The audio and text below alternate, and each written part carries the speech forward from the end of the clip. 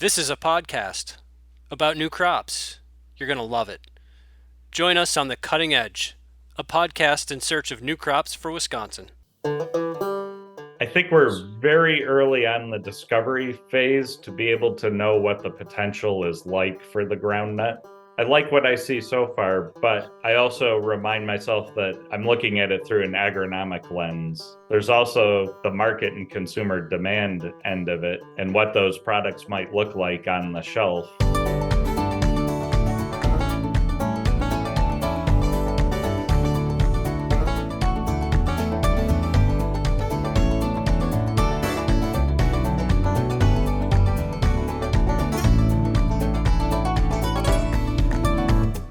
Welcome to another episode of the Cutting Edge podcast in search of new crops for Wisconsin. My name is Jordan Schuler, and I'm the Regional Crop Educator with UW-Madison Division of Extension.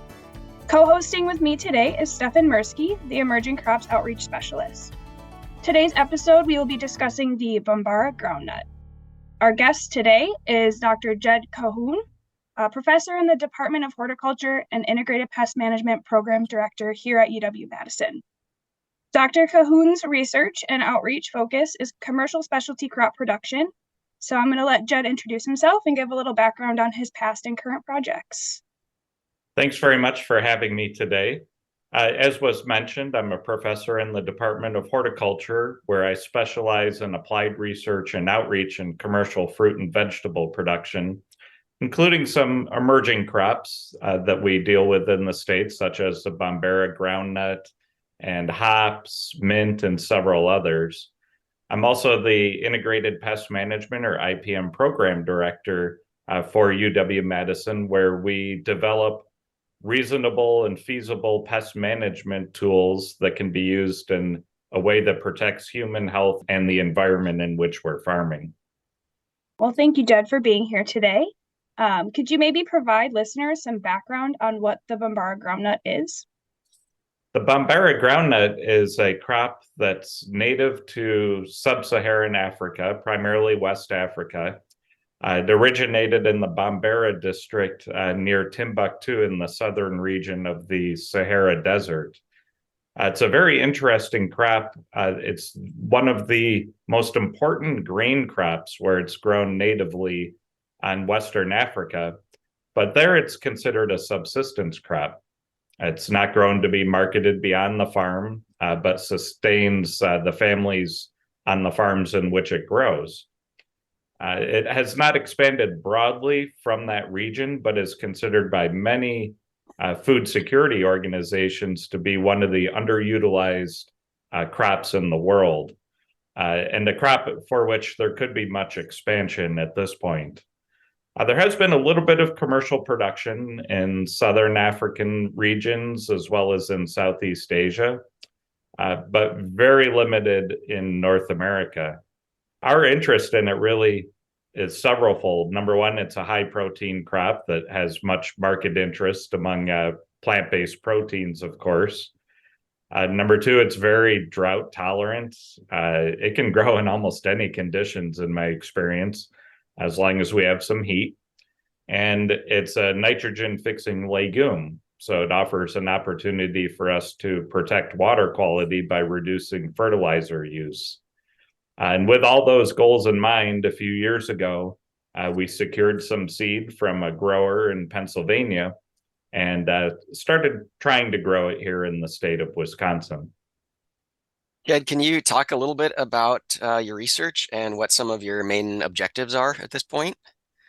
Sure. With Jordan's assistance, our first goal really was to figure out if we could produce the crop in Wisconsin. And we did so in the mindset of a changing climate. And also with the idea that we were looking for crops that could mitigate some of the impacts of agriculture, such as contamination in groundwater by fertilizers and potentially some pesticides.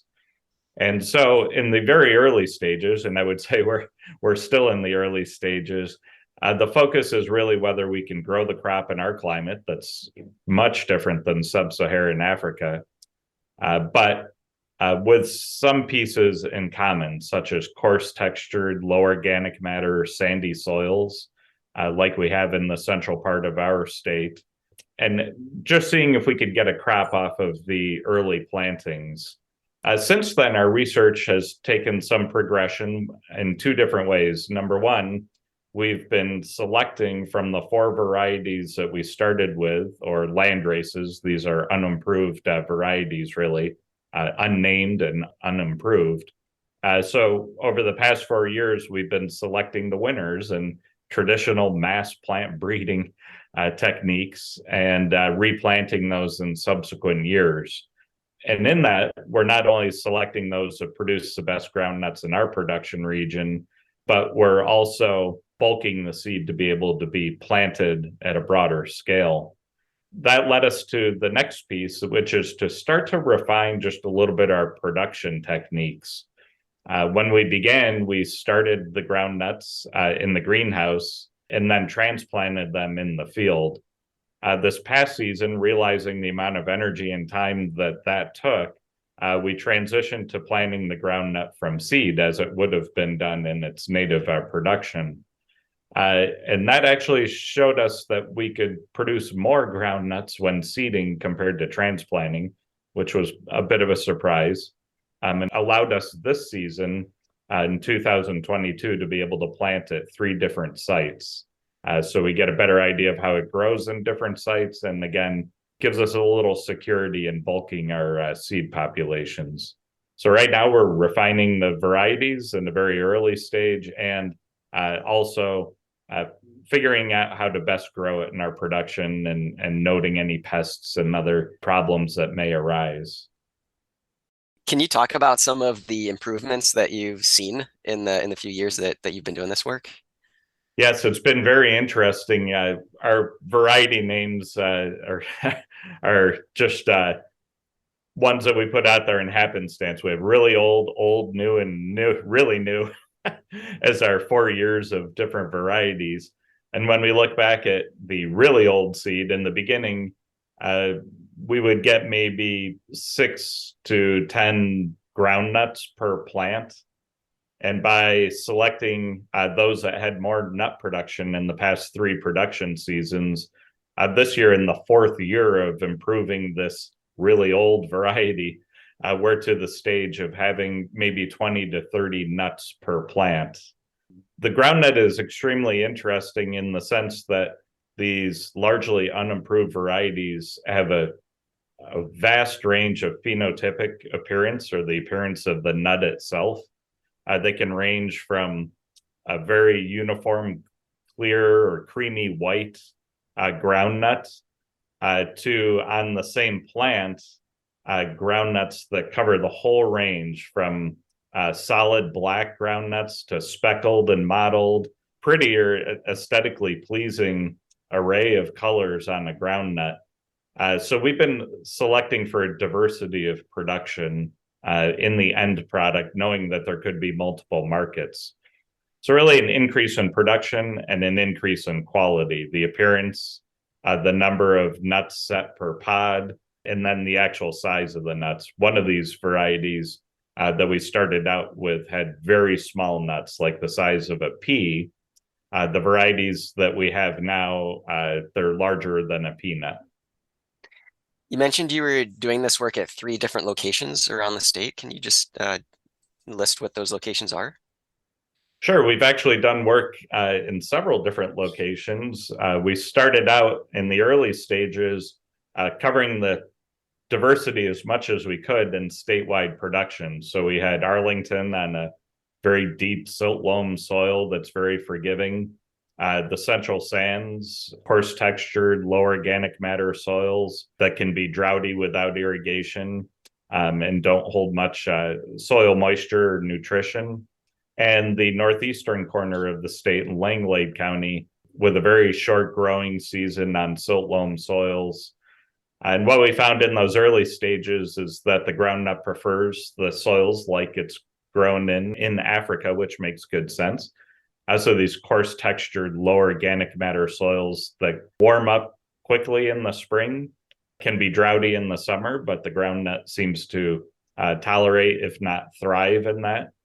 And we have the ability to control moisture through irrigation. We've not used any fertilizer in any of our production. Again, it's a nitrogen fixing legume, so it nodulates and captures nitrogen. And so our focus in the past couple of years has been in that Central Sands region where it seems to thrive. This year we had our small area of production in the Hancock area at a research station. And then we had 2 private growers plant seed on their farms just to give us a little more diversity in production. So I know previously plants were transplanted, but you found that seeding worked better. Do you have a seeding rate or maybe an established date that you typically have found works best for establishing the crop? Based on the limited amount that's reported in the literature, we started there and seeded the crop about 30 days after the last anticipated frost. So in the Central Sands region, on a sandy soil that actually warms up quite quickly because it's not full of soil moisture, that allowed us to plant in about the first week or 2 of June. There is some frost risk at that stage, of course, but we've avoided that to this point. And in terms of the actual seeding rate, a lot of that still needs to be determined, but the plant seems to do well when planted close together. So in a row, we're now seeding them about 8 inches apart. I think we could go down to 6 inches and still get a good groundnut set. And our between row spacing really would be dictated by the cultivation equipment that a grower might be using, the distance between the cultivated rows with their equipment. I think it would be interesting because it does become a very competitive canopy to plant the rows very close together. So within a planted row, 8-inch in-row spacing, and maybe 1 foot between seeded rows would be sufficient to get good production, but also become more competitive with weeds. And in terms of planting equipment that you would use, could you use a lot of the same equipment that, say, like soybean growers use? The groundnut seed is about the size, if not maybe a little larger than a soybean seed. The groundnut itself, when dried, is extremely hard. So seed cracking, I don't think would be an issue in commercial equipment. To this point, we've been using push planters with large seed plates to be able to do that. But I don't see any significant hurdles given the hard, durable seed and being able to use commercial equipment like what you would use to plant soybeans. Can you just talk about what some of the challenges are that you've faced so far in breeding with them? Sure. It's been extremely interesting because when you're the first to plant something, you have no idea what to anticipate. So we had no idea in the beginning where it might thrive. It appears the Central Sands is just the perfect type of soil and climate for growing groundnuts. But in the beginning, there's really no documentation to go from. So we didn't know what to anticipate. This past season was interesting in that we identified the first pest we've ever found on the groundnut, and that was the corn wireworm. And we were growing in a field that actually had some corn seeded in it. We took the corn out to plant the groundnut, seedling corn, just to make space to put our groundnut plot. And it appears that that area had some wireworm left in it, and there was corn nearby, of course. I can't say that it was a prolific pest. We found maybe 2 wireworms in our entire planting. But again, that's what you have with an early stage crop like this. We have no idea what the pests may turn out to be if you were to grow it at a larger scale. Where it is grown natively, it doesn't have a lot of pests. There are some viruses that can affect it. We've not identified any of those yet. The other challenge would be, our opportunity maybe, is whether it would benefit from having a little starter nitrogen in the beginning of the season to form more competitive foliage. The resources from the foliage would then feed the nut production when the pegs are set and nuts are produced. but we haven't gotten far enough along to be able to determine that. We do know, interestingly, that there is a penalty to applying too much nitrogen. They will not nodulate and fix their own nitrogen, and they stay vegetative. So they don't produce the flowers that send the pegs into the soil that form the groundnuts, just like a peanut plant. So that's interesting and an opportunity to reduce the need for nitrogen because there's actually a direct production penalty to overusing it. So you mentioned the competitiveness with weeds. What has been your method for weed control? So far, it's been a lot of hand weeding and hoeing in our small plots. We haven't gone any farther than that to determine whether any sort of synthetic herbicides might be useful. We did this year observe that in areas where we were hoeing and pushing soil around the groundnut plant as it was setting the pegs, a groundnut plant will flower. That flower will dip on what they call a peg down into the soil. And at that soil level and just below the soil surface is where the groundnuts form. When we were hoeing this year, inadvertently, we'd often push a little soil over the plants in that process. And interestingly, we found that they produced more, like lightly hilling a potato plant. By covering some of these pegs, it would send out secondary pegs into that soil that enhance production.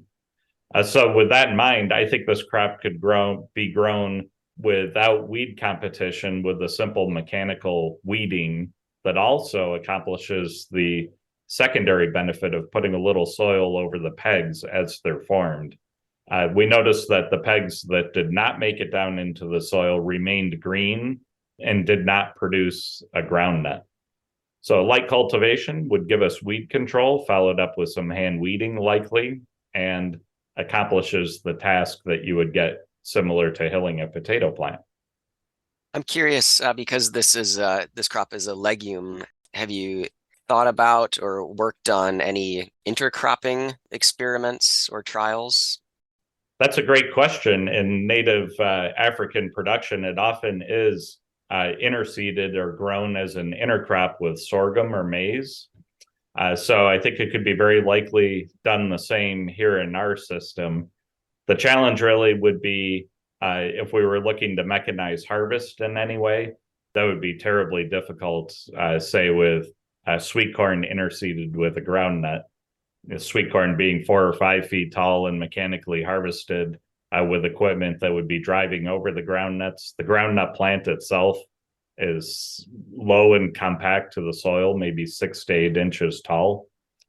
So mechanically harvesting sweet corn would likely be possible, but it would likely damage and make it impossible to harvest the groundnut with any sort of mechanization. Can you talk about what the mechanization of harvesting this groundnut would look like? Sure. So what would be anticipated in terms of mechanized harvest would be similar to what they use in a peanut crop. Basically a lifter and a short chain digger that picks up the plant, and the groundnuts would fall through the chain onto a belt. So similar to what would be done in peanuts would be very possible in a groundnut. So after harvest, in terms of processing the groundnut, what kinds of things have to be done before we can actually, you actually sell the nut? The groundnut first needs to be dried after harvest, which allows for the separation of the actual nut inside the pod. Each pod contains 1 or 2 nuts. In our primitive production, we typically get 1 nut per pod. This year, in our lightly improved varieties, we were getting a lot more of 2 nuts per pod, similar to what you would find with a peanut. So that pod needs to be dried so that it cracks easily, freeing the nut from inside.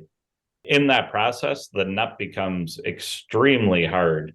It would be a tooth breaker if you were to try to eat them after the pod is dried. And that's been one of the limitations of expanding from a subsistence crop to a marketed crop in native production areas.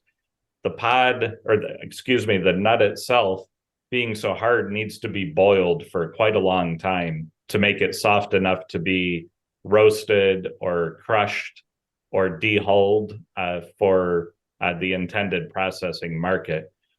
So that depending on how hard the nut is, it appears that it takes somewhere between a half an hour to 2 hours of boiling to get it to be quite soft and edible at that point.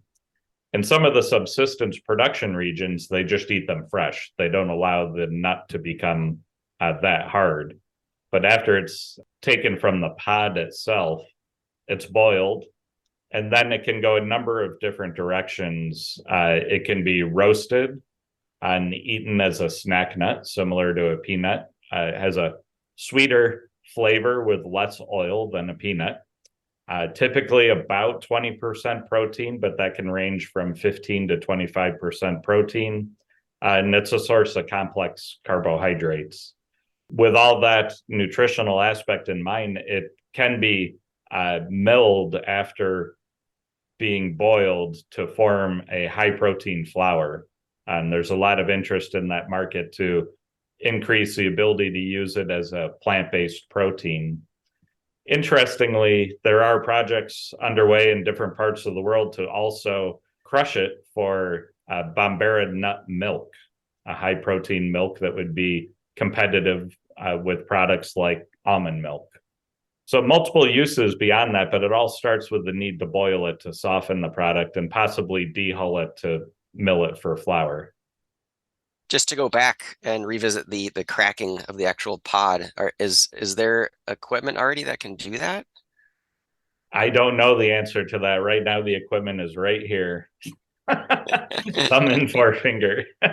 Once the pods are dry, I shouldn't say that. Once the pods are dry, in our primitive small scale production, right now they're sitting on paper, brown paper, craft paper on a greenhouse bench drying. And then after that, we simply smack them with our hand. They pop right out of the pod. The groundnut frees itself at that stage. And then you could just pour it over a screen that retains the pods and the nuts fall through. It couldn't get any simpler at this point. So getting it out of the pod, I don't think would be a mechanical barrier. It's more the need to be able to boil it for a long time and beyond subsistence production, have the fuel to be able to create the heat to boil it. Do you have to go through the boiling process if you're going to use it for seed? Oh, great question. No, to use it as seed, we simply dry it, break it from the pods, and then store it in a cool, dry environment. I'm curious about some of the culinary qualities that you talked about. How much have you experimented in the kitchen with these nuts, and what are your impressions? So I have experimented some, but it's been very conservative because we're trying to bulk our seed and it doesn't bulk well in my stomach, of course. So we're trying not to eat all of next year's crop at this stage of production. But of course, as a self-proclaimed foodie, I've tried it. And I've boiled it and then roasted it simply in a pan in the oven. It can be fried also, but we've tried roasting it. It tastes great just with a little salt and pepper. I have also tried wasabi groundnuts, and they're quite good. So I do think there are several uses that could be explored. And I've talked to my colleagues in the Department of Horticulture who work with local chefs to develop new food products. And that's a mutual interest to be able to see what they might be able to make out of it that's very creative. So I think it has much potential, largely based on its protein content. In terms of the taste itself, I would say that it's much like a peanut, but maybe just a little bit sweeter in taste when roasted. So are there any other uses for the plant, like minus the nut? So in some regions, they've explored using it, the tops of the plants, the vegetation, as animal feed.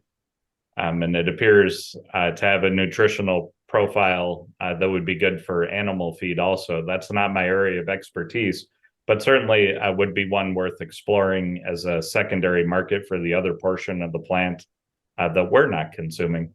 Beyond that, a lot of the uses have been as a snack food, as I mentioned, boiled and then roasted or fried. As a high protein flour product and multi-ingredient products, or in one of these milk type products. In Africa, they also boil it and then basically blend it into a gelatinous appearing product that they use as a breakfast food, mixed with other oils like coconut oil and spices. It's been used as a breakfast food for hundreds of years. So I'm curious just what your near-term research plans are with this crop. Just next year, what do you have planned? We're continuing down the two paths that we're on now. First, working with plant breeders to intentionally select for the desirable traits. Those would be a diverse nut portfolio under the ground of what we're getting from each plant, something that's aesthetically and culinary appetizing and pleasing, but also looking at the production part of that. How can we optimize production, so get the most yield out of the least land, water, and nutrients? And we'll continue down that path. We'll continue down the path of general production research, the seeding versus transplanting, bed configurations. Is a starter fertilizer useful to get it going? What amount of irrigation optimizes production? And generally observing the conditions in which it produces the most.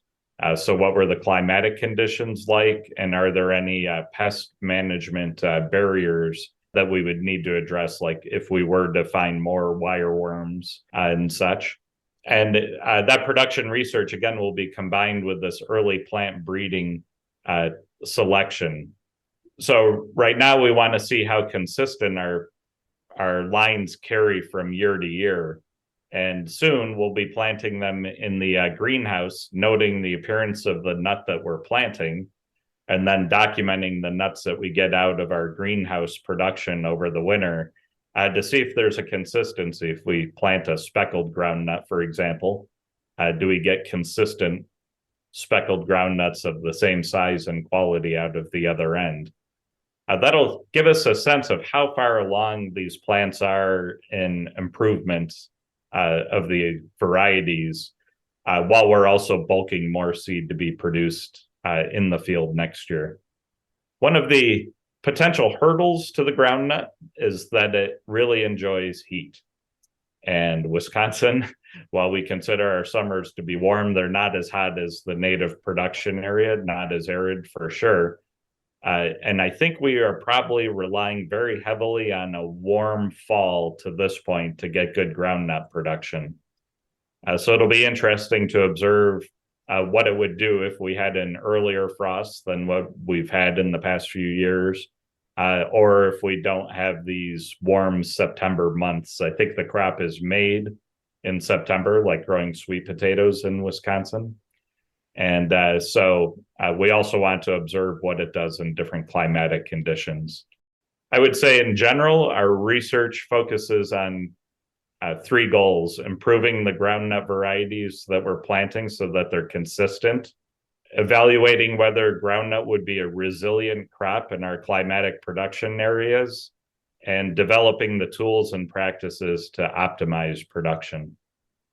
And are you doing any of this work in collaboration with other universities or growers around the country, or is Wisconsin kind of taking the lead on this? As far as I know, I think we're the largest groundnut producer in the country. So no, we are not doing it in collaboration with really anybody outside of a few farmers in Wisconsin and my colleagues on the emerging crops team, including the plant breeders. And I'm not aware of any substantial research being done with it in other parts of the country. It has been lightly explored, probably in the same range as what we've done in Wisconsin and states like North Carolina and Florida. But I think we're all at about that same stage of early introduction and discovery. Cool. So other than Wisconsin, do you have any predictions or thoughts on what other states might be able to work with the groundnut? I think that the groundnut could be a good fit for several production systems, particularly those that have warm, long growing seasons, coarse textured, low organic matter soils, like maybe what you would find in parts of Florida, Texas, California, and the southwestern United States in general. And I think it could make a good rotational fit in areas where agriculture is being constrained by a lack of water in particular. It really seems to thrive in very droughty conditions and is an extremely resilient crop in my early experience with it. So I think it would make a nice agronomic fit in those regions, but also have a benefit in improving the resiliency of agriculture in systems that are threatened by aspects like reduced water availability. So if you had to look into the future, into the crystal ball, how much potential do you see in Wisconsin for the groundnut? Like how many years away are we from having, registered varieties and being able to start a commercial industry, or is that even in the future for the groundnut, in your opinion? That's a great question. I think we're very early on the discovery phase to be able to know what the potential is like for the groundnut. I like what I see so far, but I also remind myself that I'm looking at it through an agronomic lens. There's also the market and consumer demand end of it and what those products might look like on the shelf in terms of competing with other plant-based proteins. So from an agronomic perspective, I think there is a fair amount of potential for it to be a very nice rotational crop in our diversified production systems here in Wisconsin.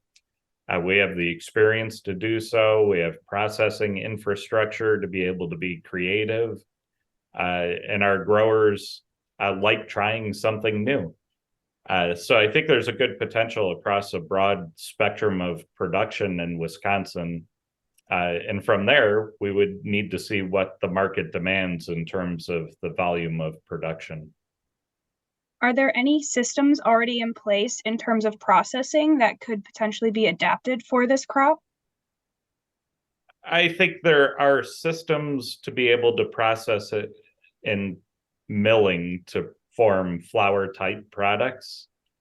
We do not have an industry similar to groundnut industries where they boil and roast or fry nuts, as far as I know. So for example, we don't have peanut producers in Wisconsin for which we could adapt to the groundnut. So that would be a little bigger stretch. But again, if the demand is there, Wisconsin has a long experience of having very diversified processing crops. So I don't think that would be a significant hurdle to be able to adapt to that. If there's the demand, the pull side would have to dictate whether financially it was something worth investing in. But at some point, somebody planted the first potato here and the first soybean and this first sweet potato. And we've shown that we're resilient and adaptable. So that's kind of the fun part, is to be at this very early stage to see if it has that potential to be able to blossom into something like the crops that we're known for growing today. I will say that probably what I've learned about exploring new crops is maybe more valuable about the actual substance I've learned about the groundnut. And that's been very interesting, to put something in the ground for the first time, as you know, Jordan, and not knowing what's going to come up, to identifying the first pests, to evolving the crop in the very early stages from labor-intense transplanting in a energy-rich greenhouse to figuring out that you could just put the seed in the ground and walk away for a few weeks was quite a jump. So those jumps are really interesting and eye-opening to be able to have that type of experience on a very early agronomic end is exciting. Well, thank you so much, Jed, for joining us. This was really interesting. I think Jordan and I both learned a lot about the groundnut. And good luck with the research. This has been another episode of The Cutting Edge, a podcast in search of new crops for Wisconsin. Thank you all for listening, and thanks again to Jed for joining us today.